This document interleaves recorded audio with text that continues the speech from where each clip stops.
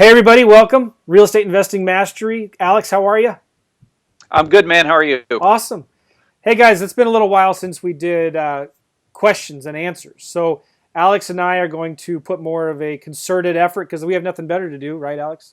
I mean, Nothing else to do. we don't have any deals going on. It's like No kids running no around. No, kids, none of that. no deals. We're just bored, so we thought we would do some more questions. And a few weeks ago, I asked you guys to go ahead and go to our website, and you can record your questions and send them to us, and we will, listen to them and try to answer them. So we have a question today. Let's just jump right into it. It's from Jesse. I'm going to go ahead and play it, and then Alex and I will listen to it. I mean, we'll listen to it and give you our answer back. This is from Jesse.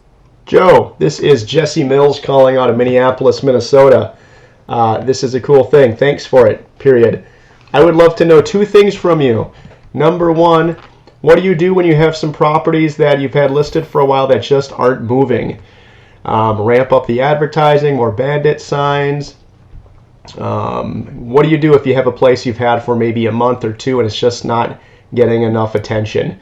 Number two, have you ever heard of virtual office VA staffing?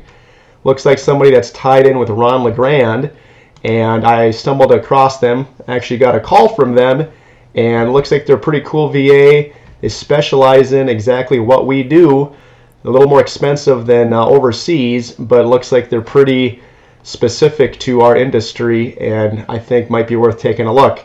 If you've had any experience with them, would love to know. Thanks, man. All right, Jesse. Awesome questions. Alex, first of all, why don't you talk about, and I'll give my answer as well. What do you found the best way to market for buyers? The best way to market for buyers, or I mean, his question is, I've got a deal or something listed that he can't sell. Okay. Now, I'm not 100% sure if he's talking about traditional wholesale deals or lease option style deals, but Let's just say typically, traditional wholesaling deals. okay. Well, typically, my deals, if it's a deal, it's sold, it's done, it's gone. I can sell it within seconds of after having it tied up under contract because I've got, the favorite five that Yeah. I can just send a text to and say, hey, here it is, do you want it? And they're good with it. Yeah. But if you've got a deal that's sitting sitting there and it's not moving, there's a few things you can do. You have to obviously evaluate your price. You have to pay good attention to your buyers and the feedback of what they're letting you know. And if everybody's telling you the same story, then obviously the common denominator is that you may have a property that's under contract for too high, and you can go back to the seller and then renegotiate it if you've got a solid buyer. I mean, so that's one thing you could do. You could get a solid buyer and then go back to the seller and say, listen, the reason we have this inspection period is so I can make sure, my funding partner is on board with this. Here's the story. This is what we have to do to get this thing closed. And then you can hit them with the price drop if you have to do it that way.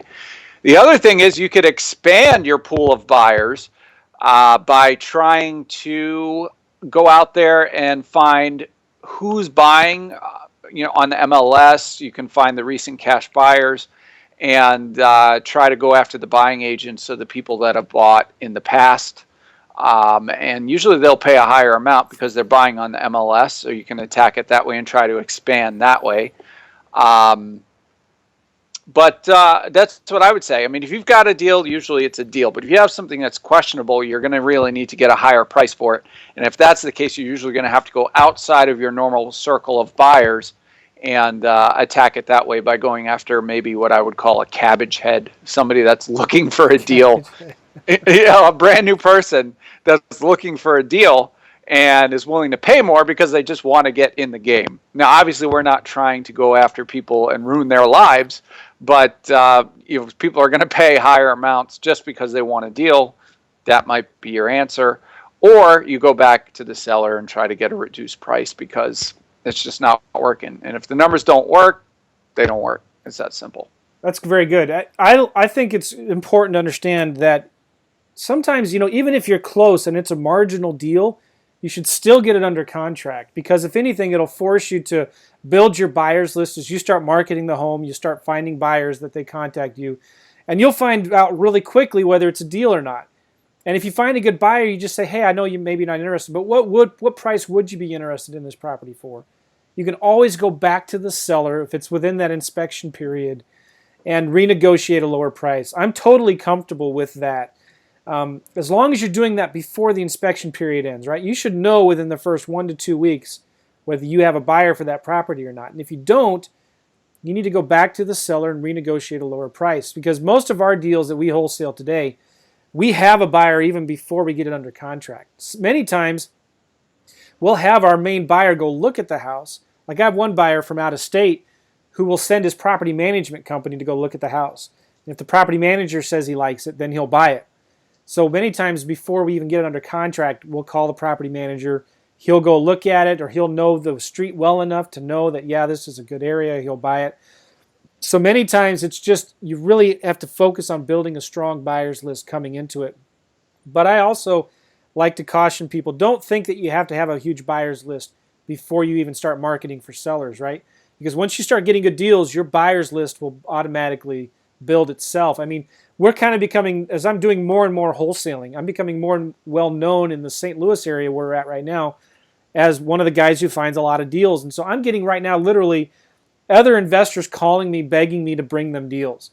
And so the more you do it, the more well-known you become, and you start people calling you asking for deals. And we have a good reputation that, you know, when we advertise a property, people know that it's going to be a good deal. And we're not advertising somebody else's property, right? We're the ones that actually have these things under contract. But I would say a couple things too to this. If you have a property that's having a hard time selling it, you should think about two things. Going into ListSource, going into the MLS, and finding who bought property in that neighborhood or in that zip code in the last 3 to 6 months. And send them a letter.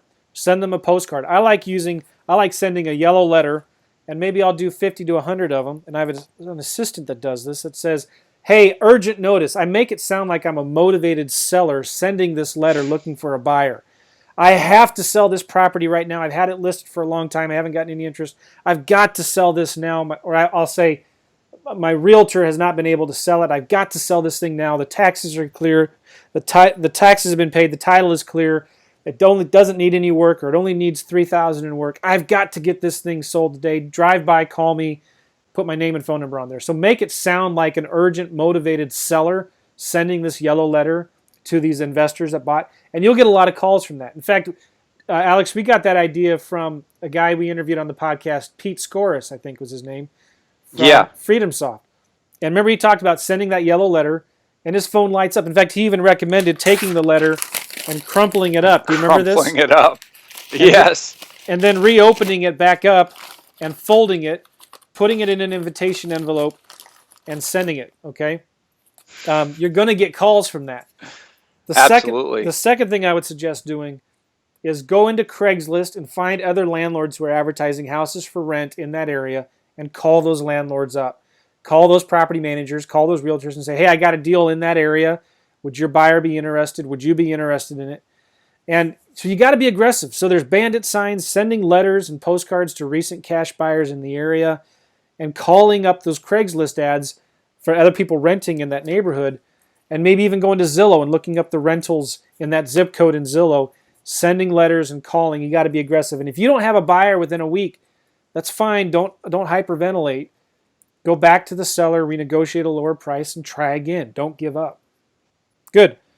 So, anything else you want to add to that? No, I think we covered it there. That's it. Either you go outside your circle of your favorite 5, or you try some other methods like you talk. Well, it's all about going outside of your circle. Yeah. If your favorite 5 won't buy, and then obviously the price reduction if you have to do that, or you just walk away from it and say, sorry, it didn't work. If it's grossly overpriced and it's not a deal, it's not a deal. It is what it is. All right. So let's do a second video for the second question. Is that okay?